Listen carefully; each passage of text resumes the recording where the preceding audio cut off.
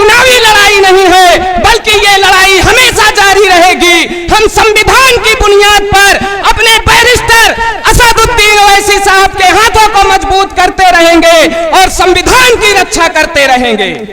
अगर संविधान बचाना है तो बैरिस्टर असदुद्दीन ओवैसी साहब को हाथों को मजबूत करना है। अगर लोकतंत्र बचाना है तो बैरिस्टर साहब को मजबूत करना है। अगर अपनी बहन बेटियों को बचाना है तो बैरिस्टर साहब को मजबूत करना है।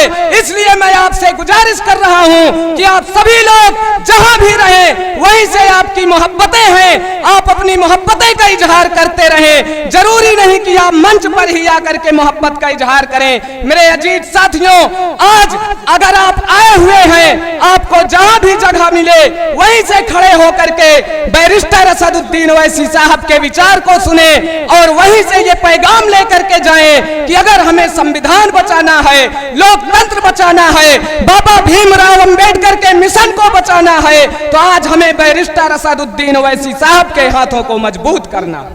मेरे अजीज साथियों, ये लड़ाई अब शुरुआत हुई है। ये लड़ाई बहुत दिनों तक चलती रहेगी। जब तक हम अपने संविधान की पूरी रक्षा नहीं कर लेंगे, जब तक हम अपने बच्चों के मुस्तकबिल पर पूरा कब्जा नहीं कर लेंगे, जब तक हम हिंदुस्तान के कानून की हिफाजत नहीं कर लेंगे, जब तक हम हिंदुस्तान के कानून को अपने सरों पर लेकर के अपने बच्चों की जान की कुर्बानियों से बचा करके, जब तक इस लड़ाई से हम निजात नहीं पालेंगे, जब तक ये पीडीएम गठबंधन चलता रहेगा। और बैरिस्टर असदुद्दीन ओवैसी साहब के हाथों को अगर मजबूत करना है मेरे साथियों, तो अपनी ताकत दिखा दो।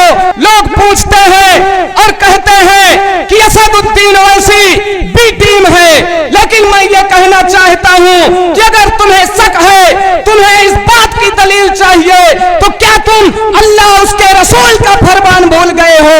जो शख्स मस्जिद नबवी में बैठ करके ये कसम दिला रहा हो कि आइए और अल्लाह के रसूल की बारगाह में चल करके ये बातें कर लीजिए कि मैं भाजपा की भी टीम हूं और बीजेपी के लिए काम कर रहा हूं, अगर तुम्हारी गैरत जिंदा है तो आप एक बार सोचिए और ये कहने के लिए, ये कहने से सबसे पहले ये सोच लीजिए कि वो एक परहेजगार आदमी किस तरह से मस्जिद नबवी में चैलेंज कर रहा है कि अल्लाह के रसूल की बारगाह से बड़ी कोई बारगाह नहीं है।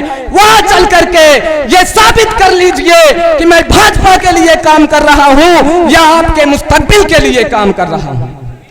मेरे अजीज साथियों, जब जब भी किसी मुसलमान ने कोई भी हमारा लीडर मिल्लत का परचम उठाया है, तब तब उस पर इल्जाम लगाया गया है और हमारे ही बीच के लोगों ने उस पर इल्जाम लगाया है और उसको एजेंट कहने का काम किया है। असदुद्दीन ओवैसी आजाद भारत के बाद पहला एजेंट नहीं है, बल्कि असदुद्दीन ओवैसी साहब से पहले भी अगर किसी ने मिल्लत का परचम उठाया है और आपके रहनुमाई के लिए आगे कदम बढ़ाया है, तो हमारे लोगों ने ही उसे एजेंट करार दिया है।